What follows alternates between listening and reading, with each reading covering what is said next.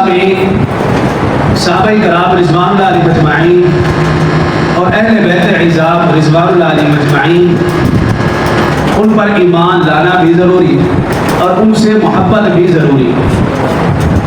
صحابہ اور اہل بیت پر ایمان کے بغیر بھی کوئی شخص مسلمان نہیں ہو سکتا اور ان سے محبت کے بغیر بھی کوئی شخص مسلمان نہیں ہو سکتا. لیکن صحابہ اور اہل بیت اعظام پر ایمان اور محبت اس طریقے سے ہو جو اللہ اور اس کے رسول نے حکم فرمایا اور اللہ اور اس کے رسول نے جو طریقہ بتایا.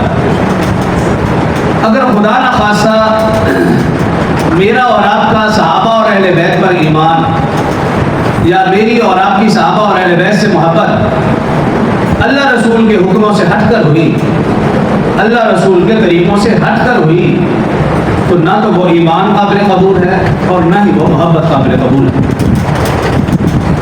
اب دیکھنا یہ ہے کہ اللہ اور اس کے رسول کا حکم یا طریقہ صحابہ اور اہل بیت پر ایمان لانے کا یا ان سے محبت کا کیا ہے.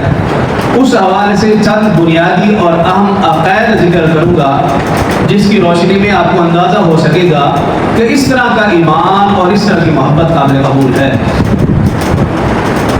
صحابہ اور اہل بیت اعظام رضوان اللہ علیہم اجمعین کے متعلق سب سے پہلا بنیادی اور اہم عقیدہ یہ ہمارے ذہنوں میں ہو،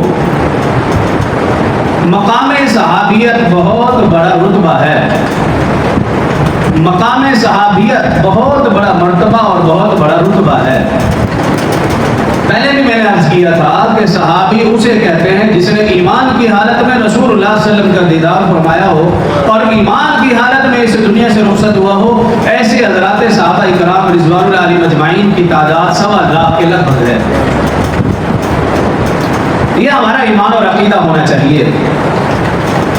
اور اسی عقیدے کا ایک حصہ یہ بھی ہے کہ پوری دنیا کے کتب ابدال غوث تابعین تبع تابعین ائمہ مفسرین محدثین محققین اولیاء اللہ علماء سارے مل کر بھی اس صحابی کے مقام مرتبے تک نہیں پہنچ سکتے جس نے سب سے کم وقت آقا کی خدمت میں گزارا.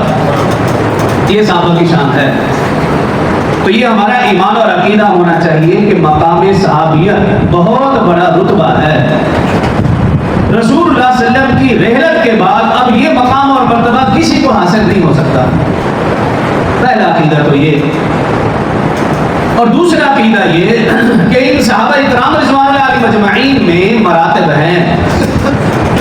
1.25 لاکھ صحابہ تمام کے تمام اعلیٰ ہیں، افضل ہے، مقام و مرتبے پر پہنچے ہوئے ہیں. لیکن 1.25 لاکھ میں سے مہاجرین و انصار صحابہ ان کا مقام مرتبہ زیادہ ہے، کیونکہ قرآن پاک میں اللہ نے بار بار فرمایا، کہیں فرمایا ان الذین آمنوا وہاجروا وجاہدوا، کہیں فرمایا والذین آمنوا وہاجروا وجاہدوا فی سبیل اللہ، کہیں فرمایا والسابقون الاولون من المہاجرین والانصار. تو قرآن پاک کی روشنی میں 1.25 لاکھ صحابہ میں سے مہاجرین و انصار صحابہ کا مقام مرتبہ دیگر صحابہ سے زیادہ. پھر ان مہاجرین و انصار میں سے جو حضرات صحابہ حدیبیہ میں شریک تھے، لقد رضی اللہ عن المؤمنین اذ یبایعونک تحت الشجرہ، ان کا مقام مرتبہ زیادہ.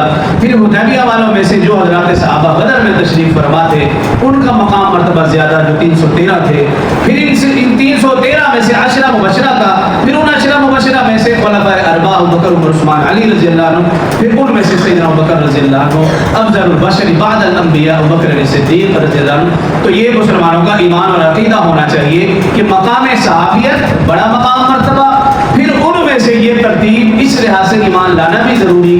اور تیسرا بنیادی اور اہم عقیدہ یہ ہے ابوبکر عمر عثمان علی رضی اللہ عنہم کو جو خلافت ملی وہ اپنی جگہ، لیکن ان کا جو مقام اور مرتبہ ہے وہ خلافت کی وجہ سے نہیں.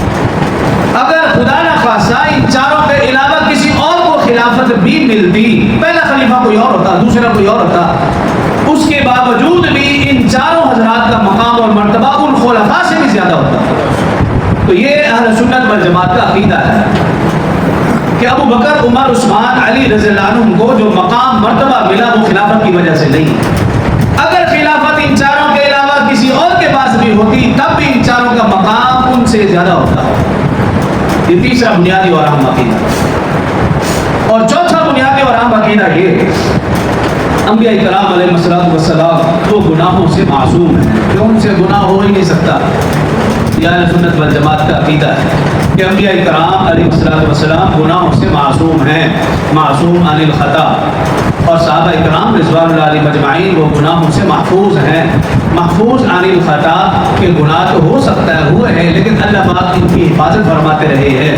صحابہ کرام کے متعلق یہ عقیدہ ہونا چاہیے کہ وہ گناہوں سے محفوظ ہیں، اللہ پاک نے ان کی حفاظت فرمائی ہے۔ تو اگر کہیں کوئی گناہ نظر بھی آ رہا ہے تو جب اللہ پاک حفاظت فرما رہے ہیں، اللہ ان کے گناہ معاف فرما رہے ہیں، جب اللہ نے فرما دیا رضی اللہ عنہ ورضوا عنہ، تو پھر مجھے اور آپ کو کوئی شکوہ گلہ نہیں ہونا چاہیے۔ اگر میں اور آپ شک کریں گے تو ہمارا ایمان جائے گا، ان کا درجہ اور بلند ہو جائے گا۔ اس لیے یہ مسلمانوں کے لیے بنیادی اور اہم عقیدہ ہے کہ صحابہ گناہوں سے محفوظ ہیں، اللہ نے ان کی حفاظت کی۔ پانچواں بنیادی اور اہم عقیدہ یہ کہ خلیفہ کا ذمہ یہ ہے کہ وہ اللہ رسول کے احکامات کو جاری فرمائے، وہ اللہ رسول کے حکموں کا پابند ہے، وہ اپنی مرضی سے حلال کو حرام یا حرام کو حلال یا جائز کو ناجائز یا ناجائز کو جائز نہیں کر سکتا، یہ خلیفہ کا ذمہ نہیں ہے۔ اس لیے اہل سنت والجماعت کا عقیدہ ہے کہ چاروں خلفاء ابوبکر، عمر، عثمان، علی رضی اللہ عنہ نے کوئی بھی کام اپنے دور خلافت میں اپنی زندگی میں ایسا نہیں کیا جو اللہ رسول کے حکموں سے ہٹ کر ہو، ان کا ہر کام بعینہ ہی اللہ رسول کے حکموں کے مطابق تھا۔ اگر کسی صحابی نے 20 تراویح نماز بعد جماعت کا حکم دیا، پہلے بغیر جماعت کے دی پھر جماعت کا حکم دیا، تب بھی عین شریعت کے مطابق۔ اگر حضرت عثمان رضی اللہ عنہ نے جمعہ کے دن 2 خطبوں 2 اذانوں کا حکم دیا تو یہ بھی عین شریعت کے مطابق ہے، اللہ رسول کے حکموں کے منافی نہیں ہے۔ تو یہ پانچواں عقیدہ۔ اور چھٹا عقیدہ یہ خلافت یہ مسلمانوں کا ذمہ ہے کہ کسی کو خلیفہ مقرر کریں، یہ اللہ کا ذمہ نہیں ہے، لیکن اہل سنت والجماعت کا عقیدہ ہے کہ ابوبکر، عمر، عثمان، علی رضی اللہ عنہ کی خلافت یہ بندوں کے ذمہ نہیں تھی، یہ من جانب اللہ، یہ اللہ کی طرف سے انتخاب ہے، اللہ کی طرف سے مقرر کرتا ہے، کیونکہ اللہ نے قرآن پاک میں فرمایا وعد اللہ الذین آمنوا منکم وعملوا الصالحات لیستخلفنہم فی الارض، اللہ نے ایمان والوں سے وعدہ فرمایا کہ میں تمہیں زمین میں ضرور خلافت عطا کروں گا۔